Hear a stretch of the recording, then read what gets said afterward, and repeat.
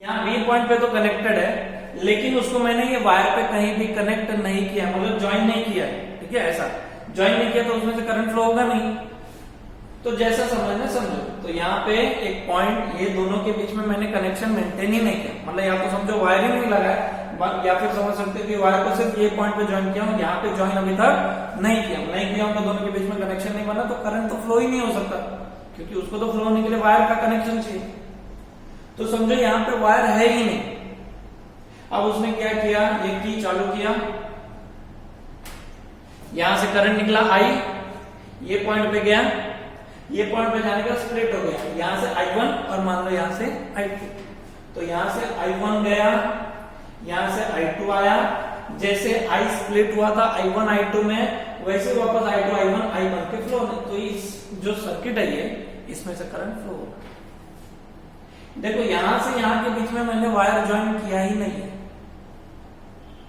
Wire join किया ही नहीं है, इसका मतलब ये है ना कि I1 जो इस ब्रांच में से जा रहा है उसका थोड़ा भी पार्ट इसमें तो आ ही नहीं रहा है। क्यों? क्योंकि उनके बीच में तो कनेक्शन ही नहीं है, कनेक्शन होगा तो जाएगा करंट। तो क्योंकि उनके बीच में कनेक्शन ही नहीं है, तो इससे इसमें करंट जरा भी जा नहीं। अच्छा बताओ, ये तो गैल्वेनोमीटर है। जब ये कंडीशन है कि मतलब यहाँ पे वायर ही नहीं है, मतलब ये ब्रांच का करंट इसमें जा ही नहीं रहा है, तो ये गैल्वेनोमीटर कुछ तो डिफ्लेक्शन देता होगा, बराबर है ना, क्योंकि उसमें से तो करंट जा रहा है ना।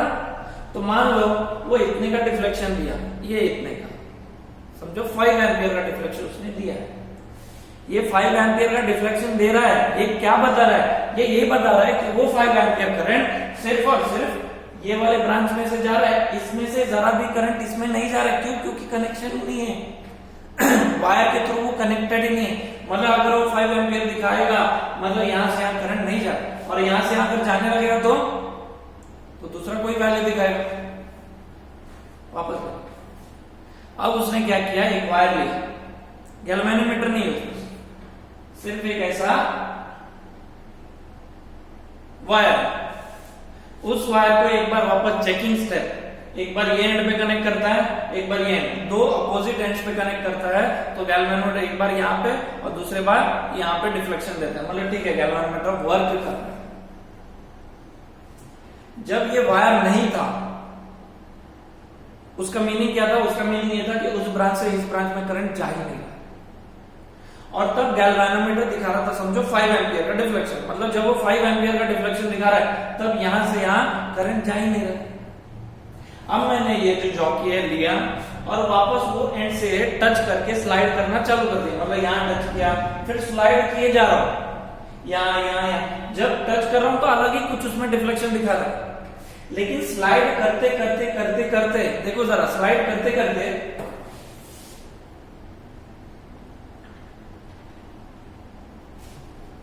स्लाइड करते करते मैं इसके डिफ्लेक्शन पे गौर कर रहा था।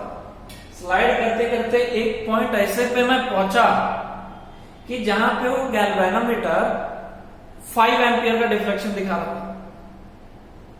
इसका मतलब क्या, 5 एम्पियर का डिफ्लेक्शन तो वो तब दिखा रहा था ना कि जब इसके बीच में वायर ही नहीं था, कोई कनेक्शन नहीं था, और इसमें से इसमें करंट नहीं जा रहा था। तो अगर अभी भी ये पॉइंट पे वो 5 एम्पियर का डिफ्लेक्शन दिखा रहा है, इसका मतलब तो यही है ना कि ये ब्रांच और ये ब्रांच के बीच में करंट फ्लो नहीं हो रहा है। मतलब ये कौन सा पॉइंट को टच कर दिया हमने, वही पॉइंट जिसका पोटेंशियल B के इतना ही है।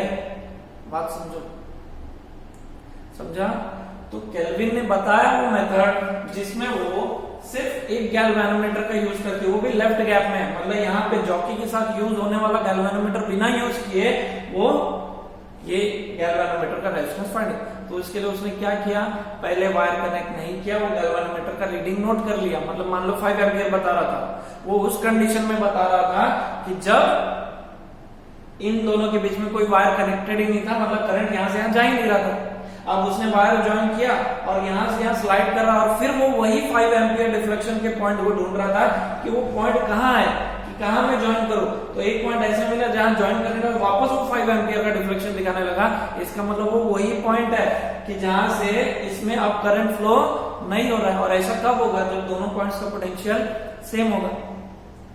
दोनों पॉइंट्स का पोटेंशियल सेम है करंट फ्लो नहीं हो रहा है, वापस इक्विपोटेंशियल कंडीशन यानी बैलेंस्ड कंडीशन अचीव हो गया, यही वापस पूरा यूज करो, बस x की जगह क्या आएगा G। ध्यान से वो गैल्वेनोमीटर जो डिफ्लेक्शन दे रहा है वो उसका रेजिस्टेंस नहीं, वो करंट का बता रहा है कि कितना करंट फ्लो हो रहा है, हमको उसका करंट नहीं उसमें रेजिस्टेंस कितना वो फाइंड करना है, जिसको हम लोग G नाम दे रहे हैं। तो यहाँ पे x की जगह अब क्या आ जाएगा G, यहाँ भी x की जगह अब क्या हो जाएगा G, यहाँ x की जगह क्या आ जाएगा G, यहाँ भी x की जगह G।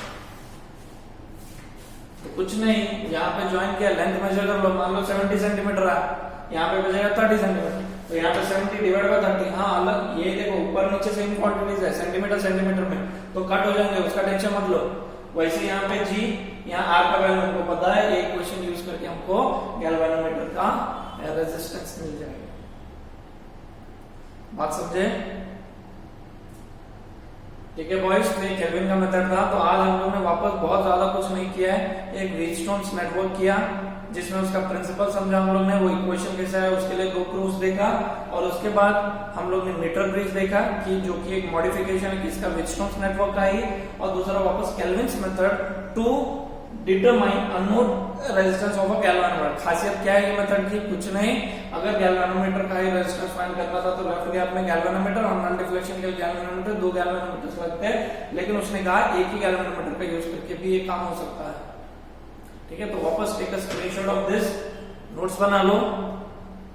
इसके बाद मैं यही बोर्ड पे कुछ प्रॉब्लम्स लिख के स्क्रीनशॉट के थ्रू तुमको मैं ग्रुप पे भेज दूंगा, और वो प्रॉब्लम्स मुझे सॉल्व करके चाहिए। Okay guys, for now we are ending up here. Okay, watch the whole video very carefully and take down the notes. Okay, thank you.